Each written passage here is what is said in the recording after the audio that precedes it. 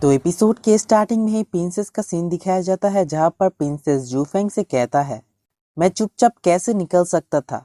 मैं शाही द्वार से बाहर आया हूँ और किसी की हिम्मत नहीं है मुझे रोक सके। इसके अलावा मेरे फादर एम्परर 3 महीने के बाद अपनी शायंती जयंती पालन करने वाले हैं, जो कि हर एक साल राज्याभिषेक के टाइम में होता है। इसी मौके का फायदा लेते हुए मैं मेरे पिता से एक अच्छी सी उपहार की तलाश में बाहर आया हूँ, जिस वजह से अब मुझे कोई भी नहीं रोक सकता है पैलेस से बाहर जाने के लिए। इसके अलावा मैं जानता हूँ आपको ये चीज बहुत ज्यादा अचानक हुआ, इसीलिए मैं आप सभी लोगों को मदद करने के लिए यहाँ पर आया हुआ हूँ।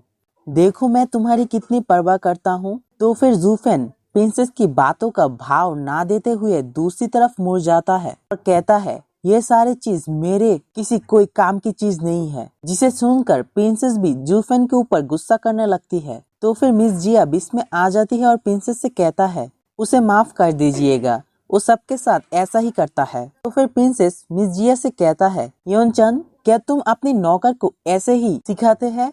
ये तो बिल्कुल एक बेशरम और घटिया इंसान है। तो फिर प्रिंसेस की बात सुन के मिस जिया भी बहुत ज्यादा हंसने लगती है। तो फिर मिस जिया प्रिंसेस से कहता है, मुझे माफ कर दो बहन, मैं इससे ज्यादा कुछ भी नहीं कर सकता हूँ, आप सिर्फ उसे अनदेखा ही कर सकते हैं। तो फिर मिस जिया मन में हंसते हुए कहता है, एक को गोली मार दिया है और जितने कंपटीटर कम होंगे उतने ही मेरे चांस बढ़ जाएंगे। तभी योनहाई युवा पर आ जाती है और उन दोनों से कहता है, अगर ब्रदर जू यो फैमिली के स्टीवर्ड होते तो आप लोग उसके साथ ऐसे फ्लर्ट कर सकते थे और दिन भर ऐसे ही उसका पीछा करते रहेंगे। तो फिर मिस जिया और प्रिंसेस दोनों ही शर्माते हुए योंगहाई से कहता है, कौन जूफेन को फ्लर्ट कर रहा है और कौन दिन भर उसका पीछा कर रहा है। तो फिर ये सुन के योनहाई तो अलग ही रिएक्शन देता है और कहता है, मैं उसका पीछा कर रहा हूँ और उसे फ्लर्ट कर रहा हूँ, ठीक है। और उनको बाय करते हुए कहता है, ब्रदर जूफेंग मेरे लिए आए होंगे, इसीलिए अब मैं यहाँ से जा रहा हूँ। तो फिर योनहाई दौड़ते दौड़ते जूफेंग के पास आ जाता है, जहाँ पर जूफेंग योनहाई से कहता है, बहुत अच्छे, तुम्हारी आंखें दिन दिन बेहतर हो रही है, तुमने इसे पता लगा लिया, मैं वहाँ पर तुम्हारे लिए आया था। तो फिर योनहाई कहता है, हाँ बिल्कुल, मैं बहुत लंबे समय से आपके साथ रहा हुआ हूँ, इसीलिए ये बात तो मुझे पता चलनी ही थी और हम लोग बिल्कुल ब्रदर की तरह है, और हंसने लगता है। तो फिर जूफेंग योनहाई से कहता है, ठीक है आ जाओ और मुझे दिखाओ तुम कितना प्रोग्रेस किया हो। ये सुनकर योनहाई एक स्माइल देता है और जूफेंग के ऊपर एक मुक्का मार देता है। इसको जूफेंग बहुत ही आसानी से डॉस कर लेता है। तो फिर जूफेंग योनहाई से कहता है, लड़ाई सिर्फ अपनी स्ट्रेंथ का नहीं होता, अपनी दिमाग का भी इसके अंदर इस्तेमाल करो और ऐसी एक मौके का तलाश करो जब तुम उसे हिट कर सकते हो। तो ये सुन के योंगहाई जूफेंग के ऊपर बहुत सारी मुक्का गुस्सा और लात मारने लगती है, लेकिन जूफेंग सभी हमले को बहुत ही आसानी से डॉस कर लेता है। तो फिर बहुत समय ट्रेनिंग करने के बाद वो लोग एक दूसरे से दूर चले जाते हैं, जहाँ पर जूफेंग योंगहाई से कहता है, अगर फाइट के दौरान कोई मौका मिले तो जल्द से जल्द उस मौके का फायदा लेना चाहिए, और अगर फाइट के दौरान किसी भी मौका नहीं मिला तो हमें खुद ही एक मौका क्रिएट करना पड़ेगा। उनकी कमजोरियों का फायदा उठाए और उनकी ताकतों से बचे, और अपनी एनिमी को कुचलने के लिए अपने जाल फैलाने से पहले उन्हें सुरक्षा का बिल्कुल एक झूठी आशा दिखाए, ताकि वो तुम पर नरमी बरसाए और इसी मौके का फायदा लेते हुए तुम उसे हरा सकते हो। और फाइट के दौरान अपने दिमाग और दिल को शांत रखिए, किसी भी बाहर की बातें अपने दिमाग में ना आने दे और अपनी पूरी फोकस उस फाइट में ही दे, ताकि एनिमी आपका किसी भी मौका ना ढूंढ पाए।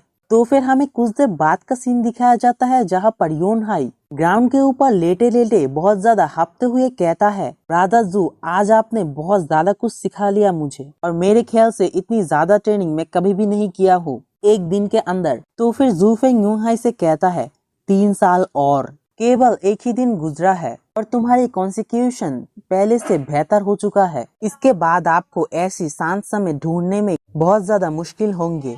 और आसमान की तरफ देखने लगता है और कहता है, कुछ महीने और। जो सुनकर योंगहाई भी जूफेंग की तरफ देखने लगता है। मेरे ख्याल से जूफेंग हेवन सेट को ज्वाइन करने के बारे में सोच रहे होंगे। तो फिर कुछ देर बाद जूफेंग अपने हाउस में चला आता है और अपने रूम की तरफ बढ़ने लगता है और जैसे ही जूफेन अपनी रूम की गेट को खोलता है ऐसे ही सामने की तरफ देखते हुए बहुत ज्यादा शॉक्ड हो जाती है और कहता है यहाँ पर मेरे बेड में कोई तो है। तो फिर जूफेन अपनी क्लिंग की हैंड को निकालते हुए गुस्सा करते हुए कहता है कौन है वहाँ पर। तो फिर उसकी चादर से बाहर आने के बाद उसको देख के जूफेन की आंखें फटी की फटी ही रह जाती है, क्योंकि वहाँ पर मिस यूंगर बिना कपड़ों के आया हुआ था और उसको इसी हालत में देख के जूफेन चौंकते हुए कहता है आप यहाँ पर क्या कर रहे हैं, तुम मेरे बिस्तर पर क्यों आए हो और इस तरह से क्यों दिख रहे हो। तो फिर मिस यूंगर कांपते हुए कहता है क्या आप जैसे जानवर यही नहीं चाहता था, मैं सिर्फ यही आशा करता हूँ आप अपनी मतलब को मेरे बॉडी के साथ पूरा कर दीजिएगा और मेरी बॉडी का इस्तेमाल करने के बाद अपनी वादा को पूरा करे।